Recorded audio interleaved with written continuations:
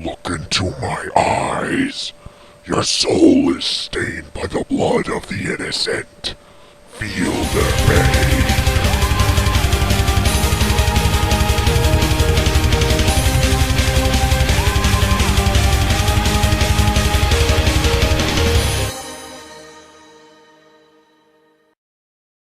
In certain extreme situations, the law is inadequate.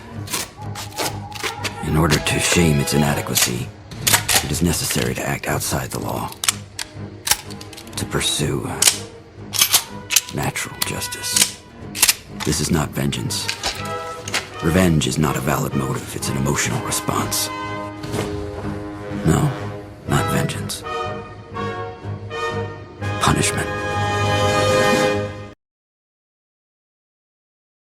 The issue starts with Ghost Rider having taken down 4 of 6 local punks who attacked an innocent woman on her way home. It is implied that they did much worse than just rob her. Ghost Rider is furious and holding up the last 2 punks, about ready to give them the penitent stare. By the way, I love how the credits are written on the steps as a part of the artwork. It brings me joy in this depressing opening. Ghost Rider asks, Why? The 2 punks are begging to be let go, saying they didn't do anything except watch, and I personally don't care what anyone says, but to me just watching makes you just as guilty. The Ghost Rider agrees with me, as he tells them as such. He says, You must feel our pain. They panic. Suddenly cops show up telling him to freeze and put the kids down. Ghost Rider drops them. They state not to try anything funny. They have his bike. Ghosty is like, I can never be separated from my motorcycle. The cops are determined not to let him get away, as he rides off, saying, Vengeance rides free.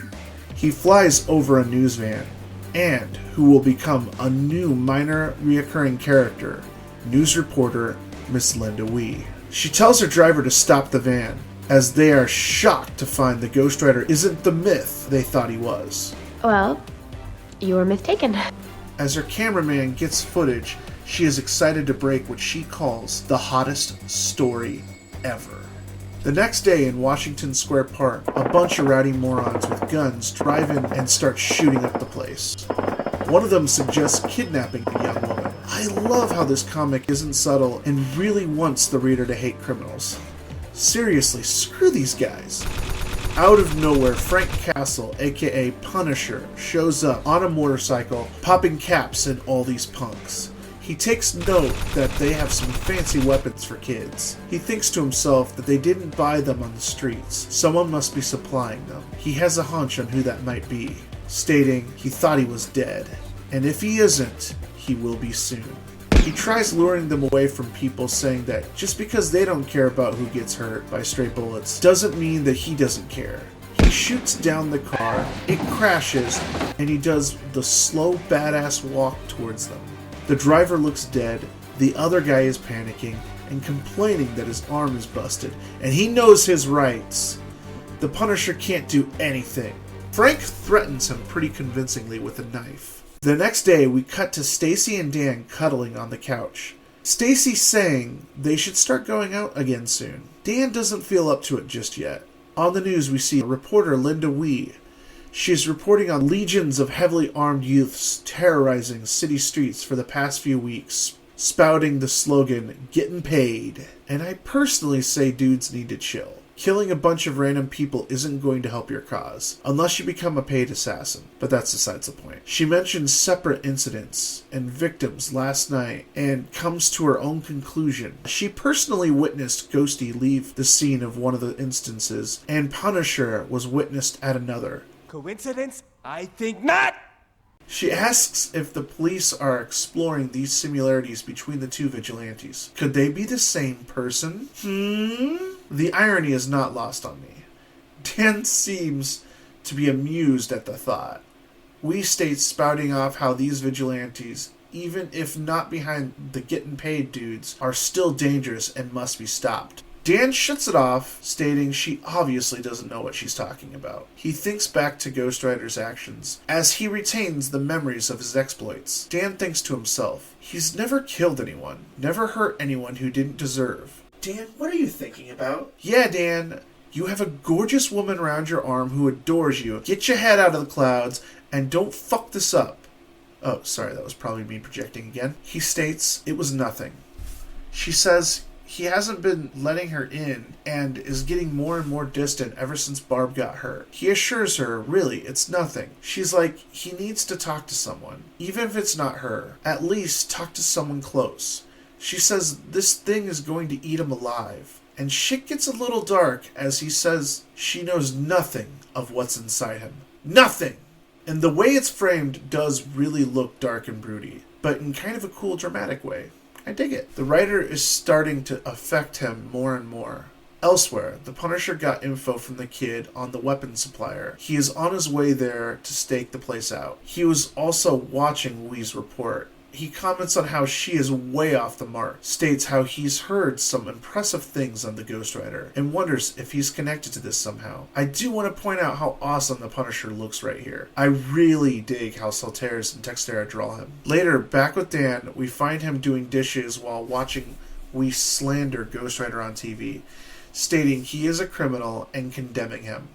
Dan is like, what the hell is her problem? Dan's mom pops by to say that she's going to church and asks about Stacy. Dan says she is getting ready for the police physical exam. Dan's mom responds, she's such a lovely girl, praising the Dolan family for being there with them while Barb is hurt. Miss Dolan even goes to church with his mom, and then both of them are visiting Barb at the hospital. Dan then immediately asks what the doctors say about Barb. The doctors state she isn't getting any better, and that she is even getting pneumonia on top of the coma. Talk about kicking someone while they're down. Dan's mom states that is why she's going to church, to pray for Barb, stating she knows she will come back to them, telling Dan not to worry, and to be careful if he goes out, as the neighborhood just isn't safe anymore. Dan thinks to himself, he has power.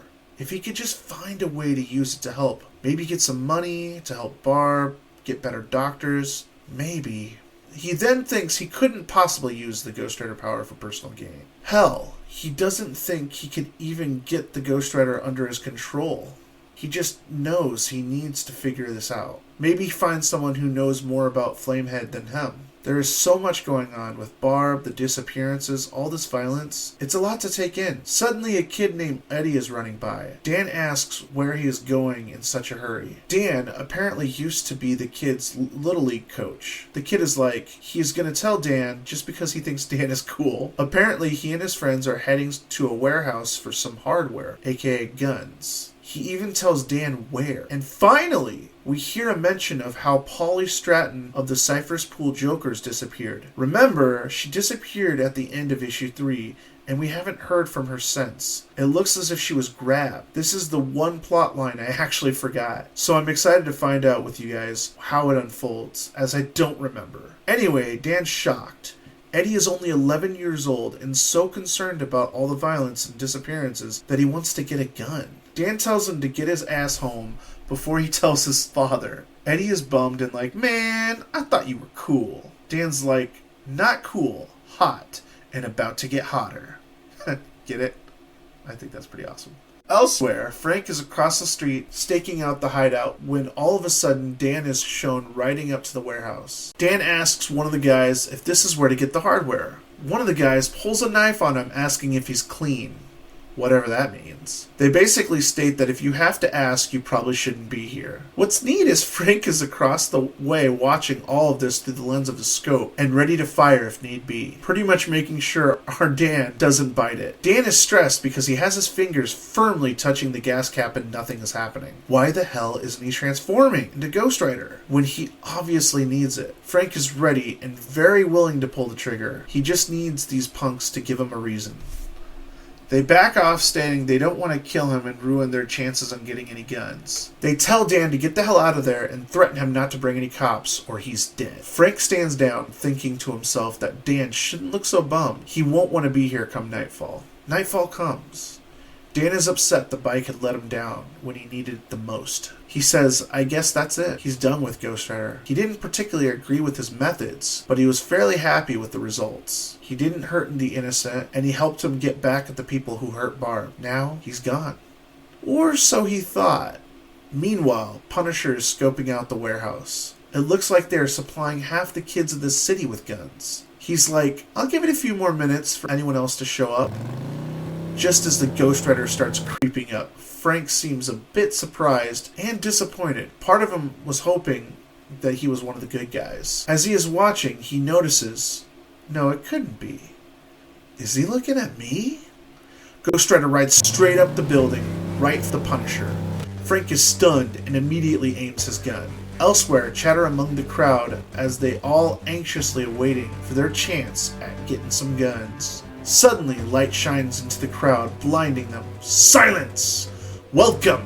At the same time, the Rider is creeping towards Punisher, the Rider asking the logical question, Why do you wish to hurt me? You've been putting weapons in the hands of kids. You're the one with the guns. I want to avenge the death of the innocent. Frank thinks to himself, doesn't look like an Avenger to me. And he isn't denying his guilt. He shoots at the Rider. It has no effect. Ghosty just swats it out of his hand. Frank kicks him, punches him. Frank states, it's like hitting a brick wall. Ghosty catches his next fist and swats him back. We cut back to the mysterious arms dealer giving a speech to these children about how they have been oppressed by the government that pretends to support them. Yet all they care about are the big businesses. We cut back to Punisher dodging Ghost Rider's fists. Then we cut back to the dealer telling the audience they will be supplied with weapons for a plan. At the same time, Frank is being knocked around by the Ghost Rider. Ghosty gets on his bike. Frank picks up his gun and aims. The arms dealer tells the audience that tomorrow they'll be striking corporate institutions in order to knock down corporate America, saying this will put the country in the hands of the glorious anarchy. The Rider charges towards Punisher. He slams into him, and they fly straight into the warehouse. The arms dealer personally addresses the Punisher, and Frank is shocked to see the man alive. It's Flag Smasher, a dude I honestly don't know except from this issue of Ghost Rider. Punisher and Ghost Rider finally realizing they're on the same side. Part 2. Our heroes are back-to-back facing a horde of angry kids, Flag Smasher and his goons. Punisher asks Ghosty if he has any ideas. I got a few! Yeah! In one swift move, his chain breaks several goons' guns, and Punisher pulls out one of his own. Next, Ghosty starts swinging his chain so fast it turns into like a windmill of death. Well, that's what I'm calling it. Enough! Flag Smasher says, as he doesn't want any of the kids killed in this futile skirmish with our heroes. And you know what? I totally respect that. 1 point to Flag Smasher. Punisher agrees. The only one that should be dying tonight is... But where'd he go? Damn it! Flag Smasher is seen leaving on a rope ladder attached to a helicopter.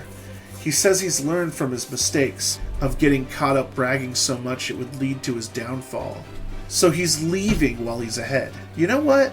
Good for you, man. You get another point for that one. He says he will now assume the sneaky tactics of his enemies, aka the governments of the world. Alright, this part though I have to scold him for. He was ahead, he didn't let any of the kids get hurt, and he was getting out unscathed. Then he ruins it by warning his enemies of the bombs he planted in the warehouse are about to explode, taking any evidence with them. It will look like a gas explosion, and he even warned them how much time they have. Dude should not have said anything. Never warned the hero. It's a classic mistake. He probably could have got them in the explosion if they didn't know. My only argument on Flag Smasher's behalf is maybe he did this to keep them from engaging in him, as they would be more concerned about getting out and avoiding the explosion. I could see that being a reason. Alright, you're off the hook, Mr. Smasher. Then boom! Punisher realizes he didn't have the time to make it out on foot. Ghosty tells him to get on, and the Rider hightails it out of there, dodging and weaving through debris. They are heading right for a steel door. As they do, the front of Ghost Rider's bike extends outward like a battering ram. It's freaking awesome. They made it. Now they just need to get a hold of one of the kids and find out where Flag Smasher's planned. They spot one. He's panicking, trying to get away. A dead end. He's not going anywhere. Now it's time to talk. Punisher points his gun at the boy, demanding he talk. The kid says he won't say anything. He's just a kid. It's not like Frank will do anything. Frank argues the point that this kid's friends have been all over the city offing people, and he won't hesitate in wasting this one. The kid thinks he's bluffing. Ghost Rider interjects by grabbing and picking up the boy, one hand, and shoving him into the wall, saying, Where is he? He says he can't say. They would kill him. Ghost Rider simply states, There are things worse than Death Boy. Soon we see the Rider riding with the boy, clinging on spirals support beams of one of New York's bridges, scaring the hell out of the boy. Finally, the boy panicking says he will tell them anything they need to know. We cut to him telling them Flag Smasher and his goons will be hitting Wall Street, all the banks, and using the kids too. Apparently, Mr. Smasher thinks they will be taking back what they are owed. Frank tells the boy he better not be lying, or else he'll be answering to both Ghosty with another insane ride, or get worse from the Punisher. The kid panics, swearing he's telling the truth as they ride off. We hit daybreak, and the Rider transforms back into Daniel Ketch. Dan says he can't take much more of this. He's sharing his life with the Ghost Rider, saying his life practically belongs to the Ghost Rider, and now he's tied up with the Punisher, who's supposedly a criminal. Nothing makes sense to him anymore. Not even the bike. The things it does. Hell, it doesn't even need gas. Oh shit, I should shut up. Dan's gonna be late for work. Later, Linda Wee is reporting from Cypress Hills, which is apparently Ghost Rider's stomping grounds. I mean, we knew that, but apparently now the media knows that too. A guy named Cliff asks Dan if he's seen the Rider since he's from there. Dan plays it off, saying he doesn't buy into any of it. She asks how long can this continue, and that witnesses saw Ghost Rider and the known criminal Punisher leaving the warehouse explosion. The police are now seeking them out, and Dan looks stressed. One guy says to Dan that he thought the only thing Cypress Hills was known for was its cemeteries. He didn't realize so much action took place there. Dan blows it off. He gets on the phone with his mom. She's understandably worried since he didn't come home last night. Need I remind you all, his sister's literally a vegetable in the hospital. Okay, she's in a coma, but you know what I mean. Dan's mom has every right to be worried. Dan's like, I'm fine, don't worry so much. And I'm like, dude, seriously. She's all stressed out about how she saw the warehouse blow up last night. She realizes Dan is 18 and doesn't want to tell him what to do, but after what happened to Barb... By the way, I'm pretty sure this is the first time we hear his age. Hearing this, Dan asks how she is. She says Barb seems to be stabilizing, but they have to keep a close eye on her as they are worried about pneumonia. She then asks if he is coming to see her. He says he can't. He has things to take care of. Another example of Ghosty getting in the way of his personal life. His mom looks worried, saying it's been so long since he visited her. Dan just tells her he has to go. Talk to you later, and hangs up.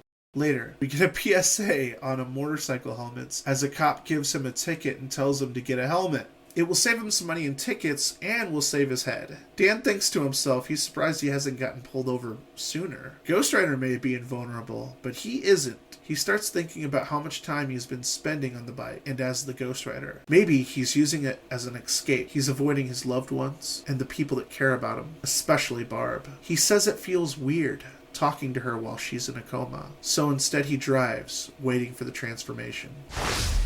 I read again. The World Trade Center. Fuck, this is aged. It's after hours, and the place is crawling with Flag Smasher's goons. Frank was waiting for the Rider, but he can't wait any longer. Flag Smasher's group, Ultimatum, is supplying these kids with weapons, and he has to keep this contained. As long as he keeps it contained to a small area, things shouldn't be so bad, as this area is relatively deserted. Some dude using code U1 contacting someone with the code F1 saying we have a go. At that moment, it looks as if 11 sharks come swimming to New York's Upper Bay, increasing speed towards Battery Park. An old dude is like, what the fuck? He says he hopes it's not the Atlanteans attacking again. Apparently he lost his job last time, like it was his fault. They took his job. I know. Look at these guys on their futuristic fancy little flying bike thingies. So basically our boy Flag Smasher is leading the charge on these hover bikes and using the youths to cause havoc while he and his gang use an EMP to wipe out the electric money in the Federal Reserve. He is hoping it will be the first in a series of moments that will topple the governments of the world. Some of his men are on the ground waving the kids along, inspiring them to wreak havoc. The kids decide to start with the banks. That's when Ghost Rider shows up. He tells one of Flag Smasher's men that he won't allow him to turn these kids into murderers. And in what I find to be a really endearing moment from Ghosty, he tells the kids, You do not deserve the full extent of my vengeance. Pray that this is the worst you will receive from me. The guy really does have a heart. He whips his chain around and explodes into little shrapnels just to knock down and incapacitate the kids. A sniper takes aim at the Rider. Apparently he thinks the Rider is wearing a mask, which I find amusing. Before he can get a shot off, Punisher takes him down, thinking maybe he saved the Rider's life. He still doesn't know who or what he is, saying he doesn't mind if the Rider is thankful or not, just as long as he won't give him a reason for the Punisher to have to take him down. He may not know how yet, but he is sure he would find a way. He starts threatening one of Flag Smasher's henchmen about his whereabouts. The dude is like, "Kill me. I'm not afraid to die for the cause." Ghosty had enough of his shit, straightens his chain into like a staff, and slams it next to the guy's terrified face, stating, "Death will be a long time coming." We see the cops have their hands full rounding up some of the thugs. One cop points out Ghost Rider and Frank leaving the scene, but they have their hands tied up and call for backup to intercept. At that moment, Flag Smasher and his men are hammering the cops with gunfire. They stop a cop from asking for backup. Suddenly, one of his men's hover bike is blown up. The Punisher and Ghost Rider are here to kick ass and take names. Frank tells Ghosty to get him with the chains, but to leave Flag Smasher to him. He chucks pieces of his chain into each of their hover cycles. They scatter, some of them getting away. Frank won't be able to keep up, but that won't stop Ghost Rider. Ghosty seems a tad annoyed at Frank giving him orders. The act of vengeance is the only order he needs, and it will be met out by his hands. Nothing will stand in his way. He takes down more of the cycles. With only 2 left, Flag Smasher and one of his cronies, they think they have given Ghosty the slip. They're in for a surprise. Ghosty comes driving down the side of the building, straight into one of them. One more down, 1 to go. Flag Smasher, realizing his plans have been foiled, decides to take out Ghosty at least, with a missile straight from his bike. Frank seems surprised that anyone could destroy the bike, and retaliates by shooting Flag Smasher off his cycle. Flag Smasher shoots back. Frank dodges. The Rider crawls in the wreckage of the destroyed bike. He states his bike can't be destroyed. It's his to command, and he commands, "That vengeance be served." Now for Flag Smasher. He chases him down, tears off his helmet. It is time. Time for you to feel the pain that you have inflicted in the name of your cause. Feel your soul, your mind, and your body be torn asunder on my minute stare. None of them in charge, all vying for control. This is anarchy. This is pain. Frank tells him it's a nice trick as Flag Smasher is trembling on the ground, consumed by the pain he has inflicted on others. Frank says it isn't enough. He will just go back to killing in the name of his cause. He states killing him is the only answer. Ghost Rider takes his gun and breaks it. My cause is vengeance, not death. What cause do you serve? Frank thinks he may just have to fight the Ghost Rider after all. Not today, though. Sirens. It's the cops. Ghost Rider tells Frank to get on. The cops give chase, but just then, Ghost Rider takes his cycle to the river and drives on the water. Let's get some coffee. Good call! Frank asks what the chances are he can get a bike like this. Ghosty doesn't respond. I thought so, Frank says, as we close out the story with them riding off into the distance. Ghost Rider finally has his first team up with another Marvel character, and it's a lot of fun. Punisher is a character I've always quite enjoyed, from his many films to his very tame appearance on Spider-Man the Animated Series. No! I give up! No, really! I give up! And then what? Get some Weasley lawyer? Spend a year or 2 in prison and then you're back on the streets again? Sorry. In this war, there's no surrender. Help me! His incredible story in Daredevil Season 2, and finally, his own series on Netflix. The man has had quite a few great adaptations, so seeing him here, interacting with old Flamehead, was quite a treat. Flag Smasher may have a silly name and an even sillier look, but what he represents, his cause, was quite serious and drove both characters to act. I am loving how proactive Dan is becoming. He is taking risks, but is doing so in order to help and be a hero. I also enjoy how much he cares about Ghost Rider's reputation. It really bothers him how the news and the media crap on his name. His interactions with the Punisher were a lot of fun. They play pretty well off each other, Ghosty being the stoic one, rarely talking. And half the time they are working together, Frank is really unsure about the Rider and contemplating how he would take him down. The art in this two-parter is fantastic. Javier and Mark are on a whole other level with these action scenes. And damn it, I freaking love how they draw Ghost Rider. Well, that's it for now. I am both very excited and dreading the next issue. I don't want to say much, just know it's a heavy one. See you next time.